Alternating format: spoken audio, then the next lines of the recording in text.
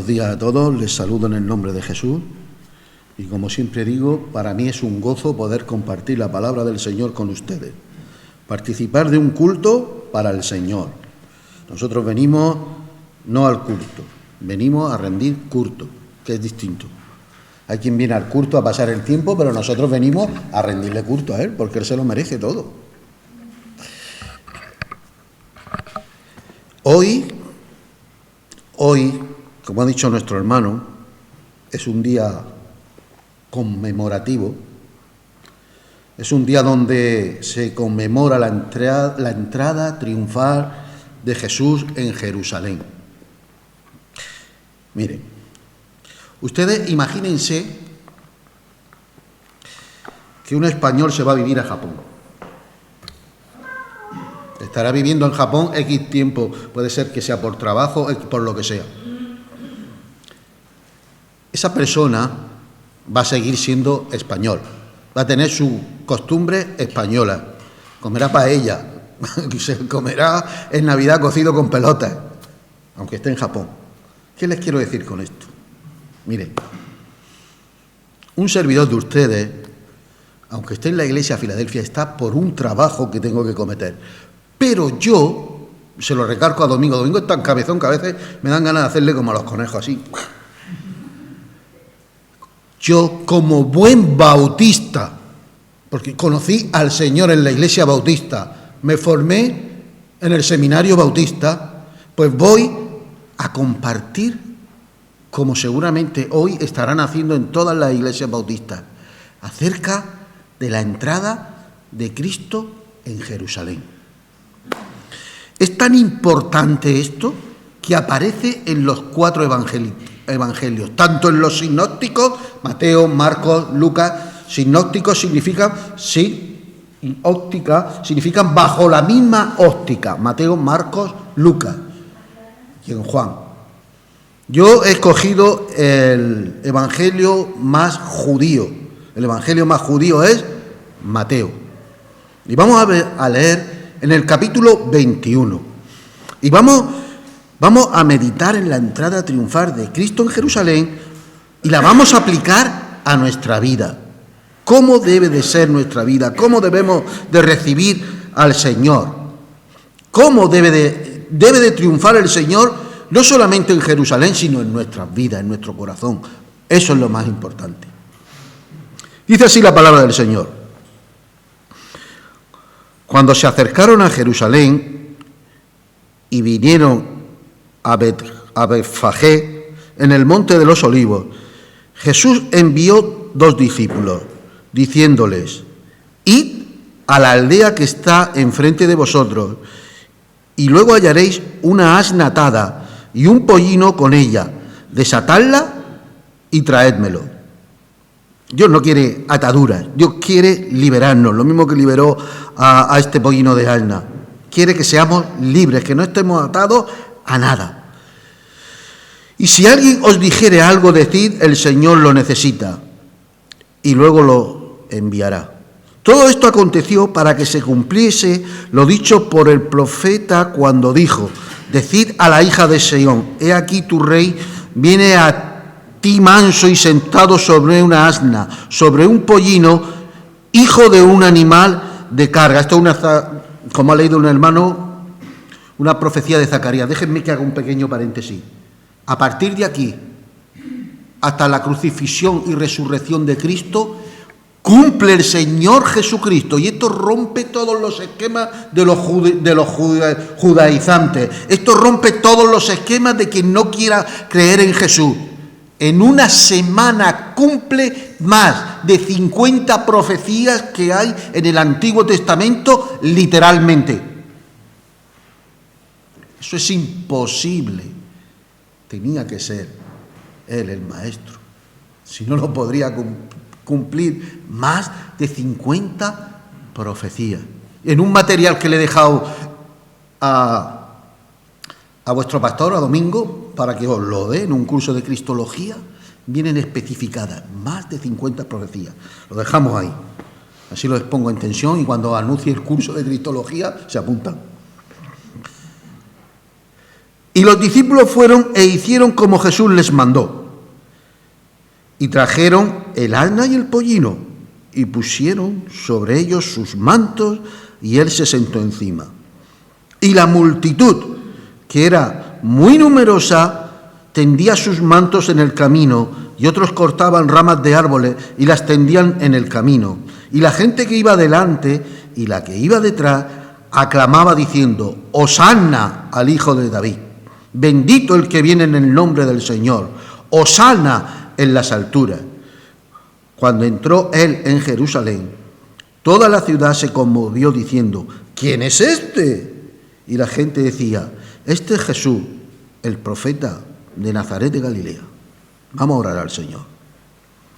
Querido Dios, querido Padre, te doy infinitas gracias por poder compartir tu palabra, Dios mío.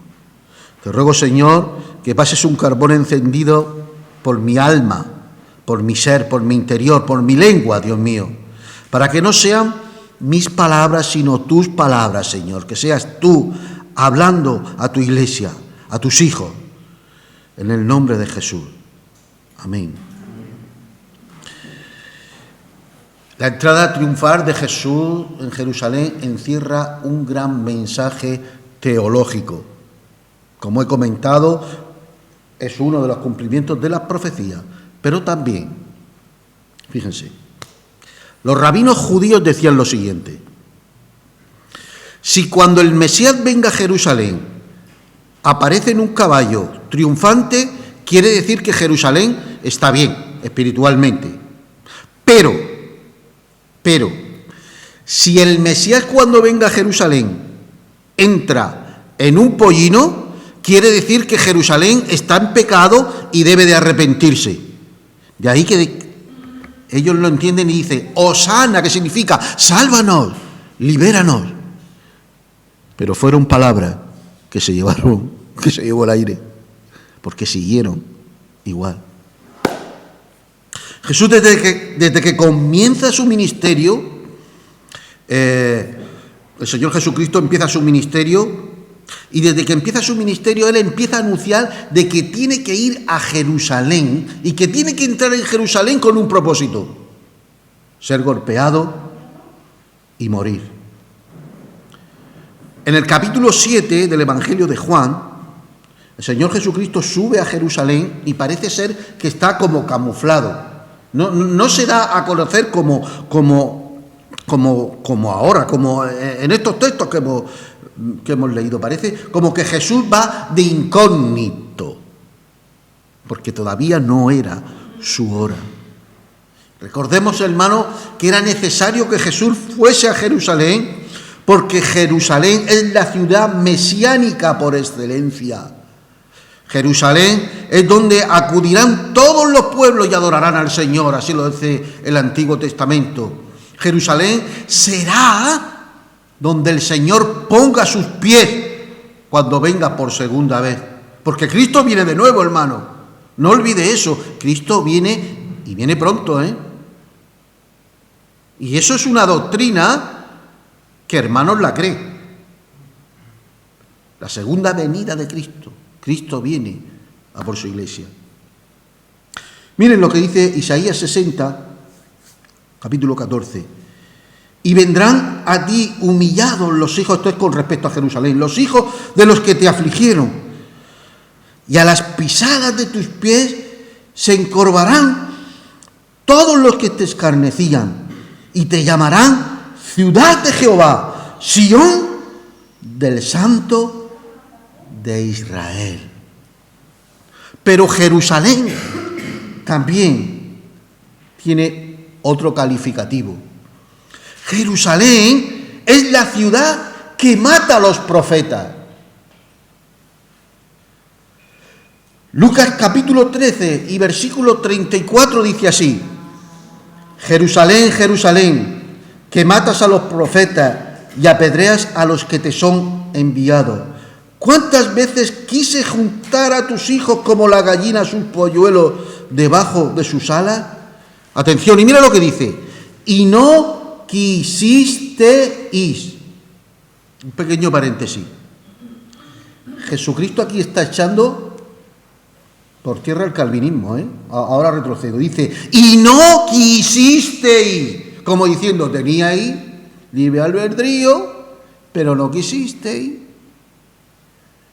recibir a los profetas. Jerusalén es la ciudad de Dios, sí, pero Jerusalén también es la ciudad que mataba a los profetas. La iglesia del Señor es la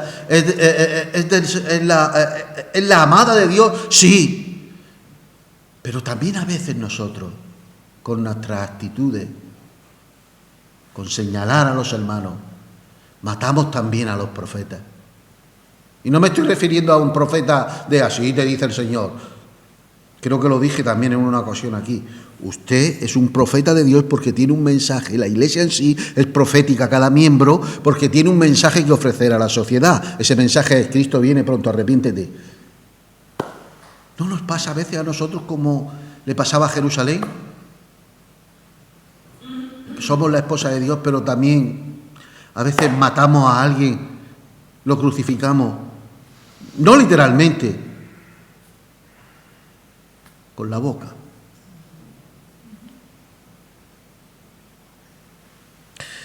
Jerusalén, hermano, fue la ciudad donde se llevó a cabo el juicio más cruel que ha habido en el mundo. Nada tiene que ver con lo que hizo Hitler. Nada tiene que ver con lo que hizo el franquismo, ni Mussolini, ni ninguno de estos personajes. Allí, en Jerusalén, se juzgó al juez del universo. ¿Se dan ustedes cuenta la osadía? Al gran juez lo juzga la criatura. ¿Y quién es la criatura para juzgar al juez? Porque él es el juez, pero el juez con mayúsculas, el que no se equivoca, el todopoderoso. Allá en Jerusalén, aquel que dio el soplo de vida al ser humano, como dice el Génesis, y sopló, y el ser humano empezó a vivir, ahí se le quitó el soplo de vida, sentenciado a morir en una cruz.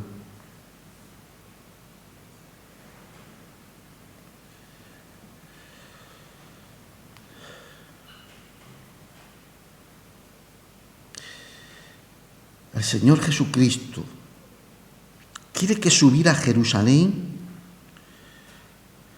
porque su muerte en Jerusalén indicaba algo. Indicaba que Dios le estaba reconociendo. Y le estaba reconociendo porque dice la palabra del Señor, dice el mismo Jesucristo, que no está bien que un profeta muera fuera de Jerusalén. Al morir en Jerusalén, el Padre le está señalando, lo está reconociendo como el enviado, como el profeta que tenía que venir en sucesión de Moisés. Aquel profeta del que habló Moisés.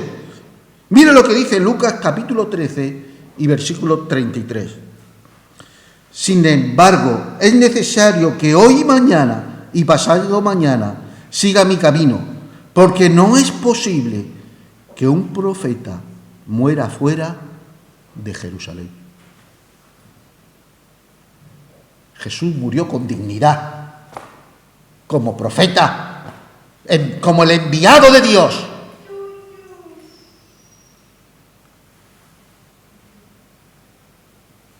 Sigue diciendo Lucas, por eso la sabiduría de Dios también le dijo, les enviaré profetas y apóstoles, a unos matarán y a otros perseguirán. A Jesucristo le mataron por entrar en Jerusalén. Ahora bien, ¿cómo le recibieron en Jerusalén? A priori, en primera instancia, ¿cómo recibieron a Jesús en Jerusalén. Tiraban los mantos. ¡Hosana, hosana, el hijo de David! ¡Bendito sea el hijo de David! ¡Oh! Y ahora yo hago una pregunta.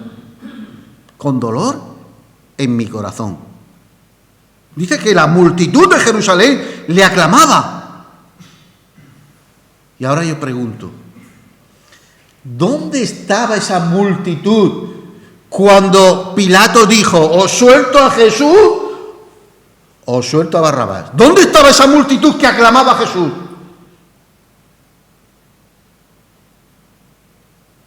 Pues seguramente estaban con aquellos que decían, crucifícale. Y es que conocieron, por así decir, a Jesús en la emoción. Y dicho sea de paso, por eso a mí nunca me verán jugar con las emociones de la gente. Ojo, miren, yo tuve un profesor que era psiquiatra analista, que nos dio psicología pastoral. A mí me enseñó a saber manipular a la gente. Yo sé manipular a la gente, porque me enseñaron. Yo sé hacer que ustedes vean un ángel. Pero no lo voy a hacer. Porque lo que verdaderamente se necesita es que estén ustedes bien convencidos. No tocarle las emociones, como pasó aquí cuando Jesús entró en Jerusalén todo. ¡Hosana, hosana, el hijo de David! 10 después, crucificarle, crucificarle.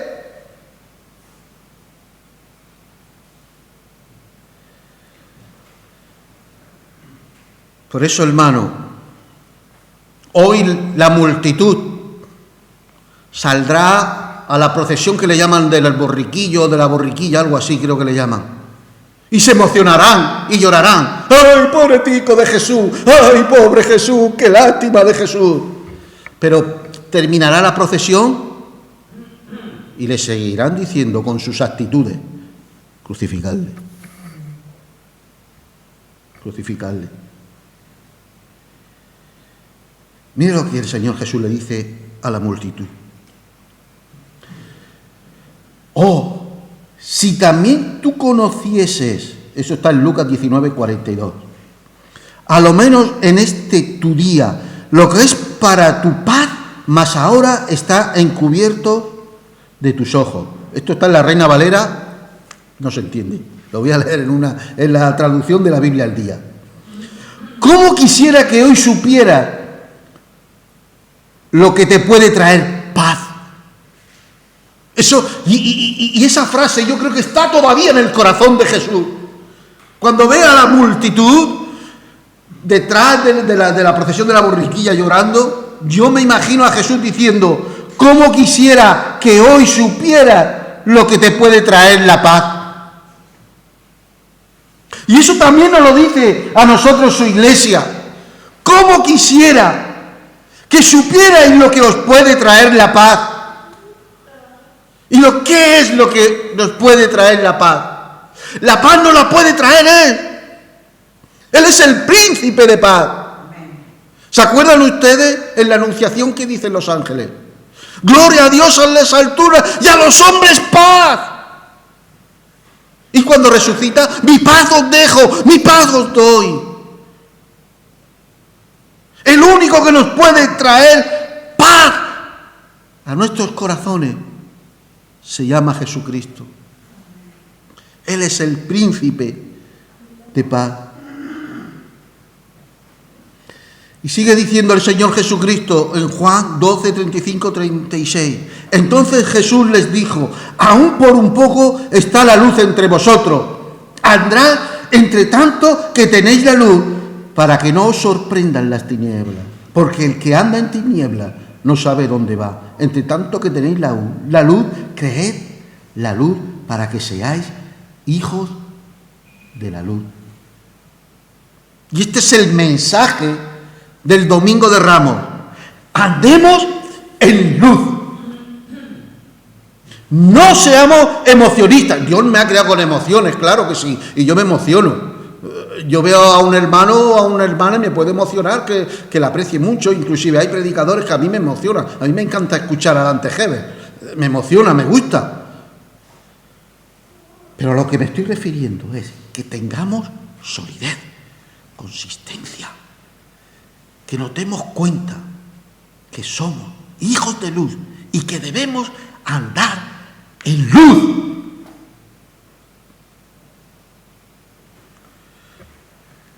Les quiero invitar a leer en el Salmo 23, que aparentemente no tiene nada que ver, pero verán ustedes como sí que tiene que ver. Esto es un salmo precioso, precioso. Es la joya del Salterio. Es una literatura preciosa. Empieza: Jehová es mi pastor, nada me faltará. En lugares de delicados pastos me hará descansar. Junto a aguas de reposo me pastoreará. Confortará mi alma. Me guiará por sendas de justicia por amor de su nombre. Aunque ande en valle de sombra y de muerte, no temeré mal alguno, porque tú estarás conmigo. Tu vara y tu callado me infundirán aliento. Aderezas mesa delante de mí en presencia de mis angustiadores. Unges mi cabeza con aceite, mi copa está rebosando. Ciertamente el bien y la misericordia me guiarán todos los días de mi vida, y en la casa de Jehová moraré por largos días. ¿Se han dado ustedes cuenta en la estructura del Salmo? La estructura del Salmo es como debería de ser mi vida y como debería de haber recibido a Jesús en Jerusalén. La estructura del Salmo empieza con Jehová. Jehová es mi pastor.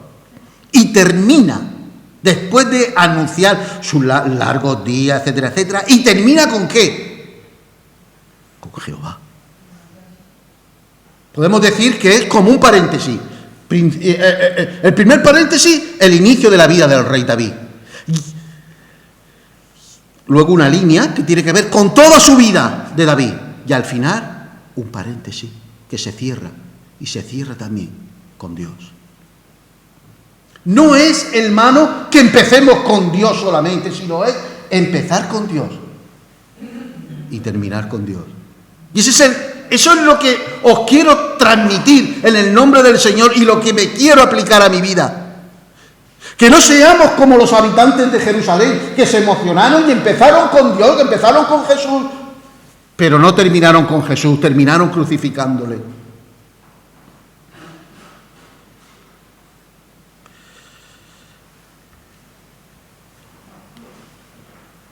Comenzaron en Jerusalén con alabanzas, cantándole, adorándole, echando los mantos, las palmeras, y terminaron diciéndole: crucifícale.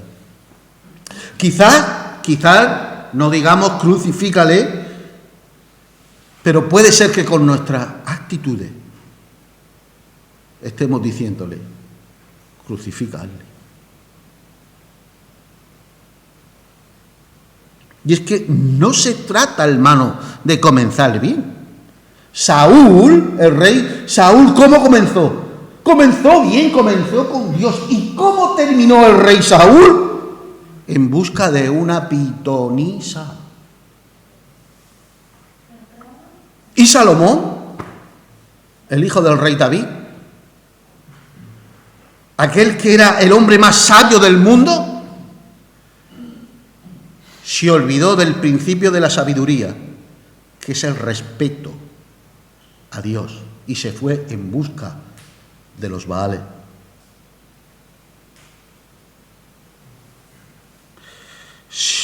Podemos poner en paralelo, ustedes se imaginan poner en paralelo al rey David y a Judas Iscariote. El rey David dice: Jehová es mi pastor, pero sin embargo no conocía físicamente al pastor.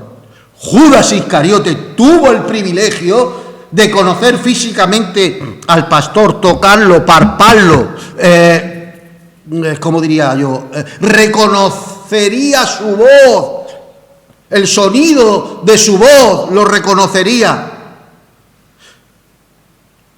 Durante 3 años comería con él.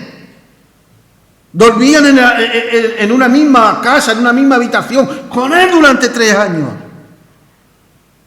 Sin embargo, le vende. Ojalá seamos como el rey David, que empezó su vida con el Señor y terminó su vida por largos días morando con el Señor. Y esto no quiere decir, hermanos, que seamos perfectos. Esto quiere decir que necesitamos tener un corazón conforme a Dios. Y eso es lo que tenía el rey David. Y un corazón conforme a Dios no significa ser perfecto.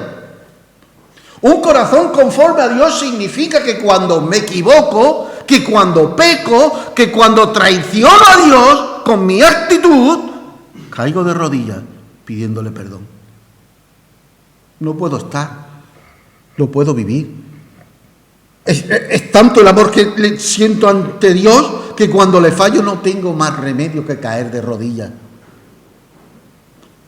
Y esa es la diferencia que hubo entre Judas Iscariote y el rey David.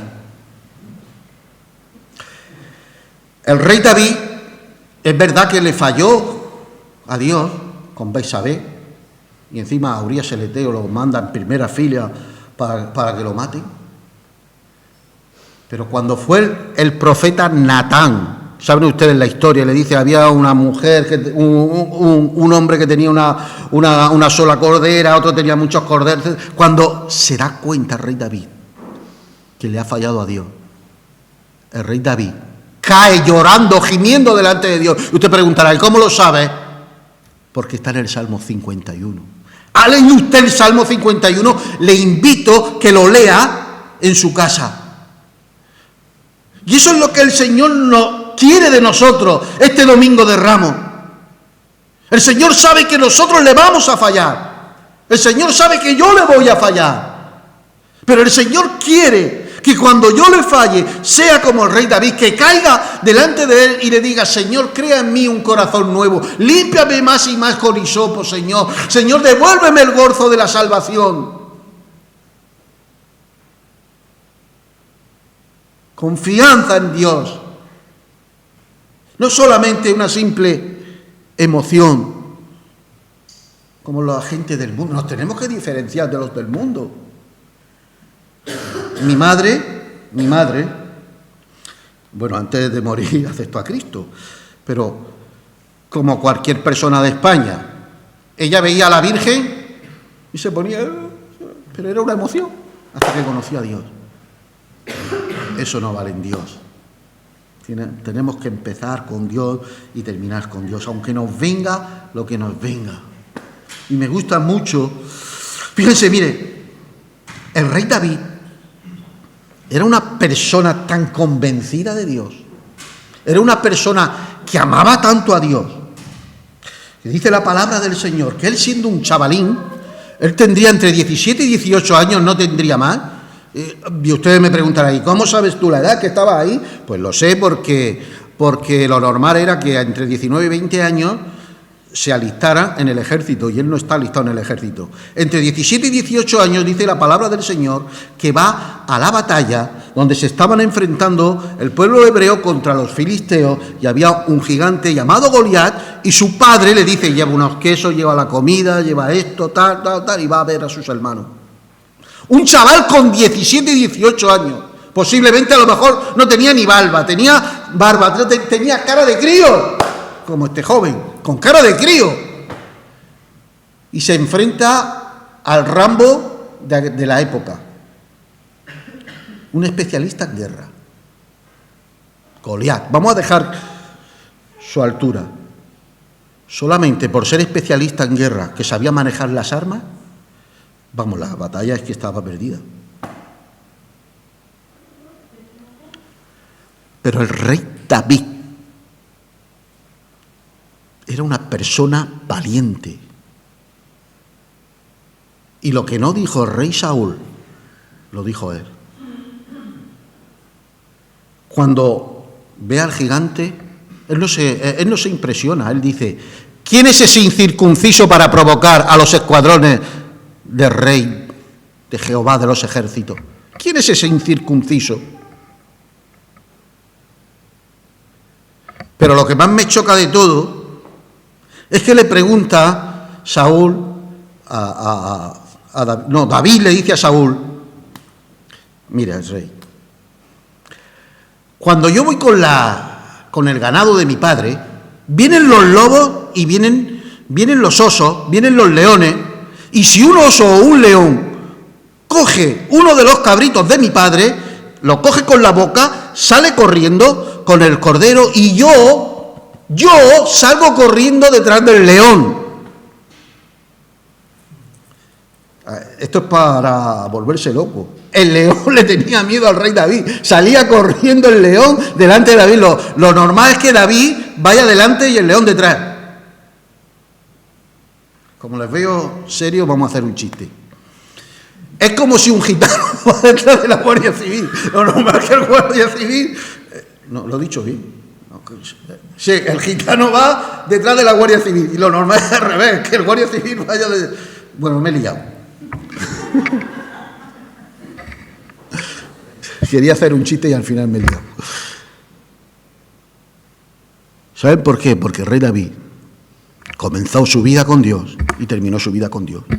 Era una persona convencida de Dios, al cual debemos de imitar. Debemos de imitar a Cristo, pero a los hombres que Dios nos ha dado el privilegio de poder saber acerca de ellos, también están ahí para que los imitemos. Se enfrentó contra Goliat y le venció. Le dice a Goliat, tú vienes a mí con lanza, espada y jabalina, mas yo vengo en el nombre de Jehová de los ejércitos.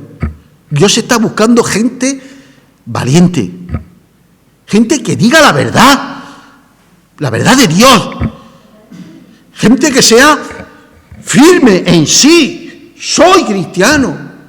No hoy sí, mañana no. No gente emocional, como cuando entró el Señor en Jerusalén. Dios busca gente como Juan el Bautista.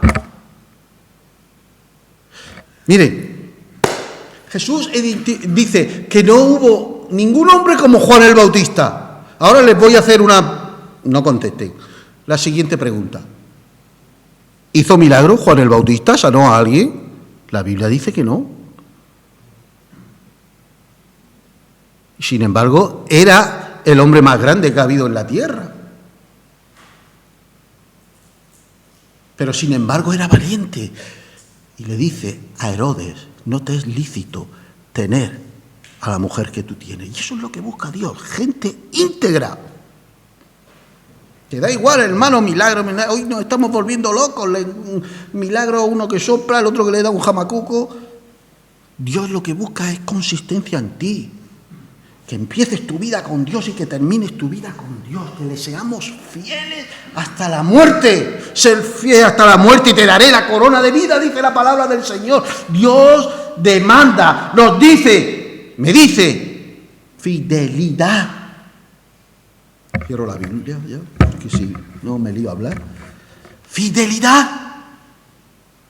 En este domingo de Ramos, donde el Señor Jesucristo hace poco más de 2000 años entró en Jerusalén y le recibieron con los brazos abiertos, pero semanas después le rechazaron. El Señor te dice, el Señor me dice, quiero que me seas íntegro. No solamente un día ni dos, no solamente el domingo porque es el domingo de Ramos o el domingo porque es el día del culto, sino domingo, lunes, martes, miércoles, jueves, viernes, sábado y domingo. El Señor me manda, el Señor os demanda integridad. Que el Señor les bendiga.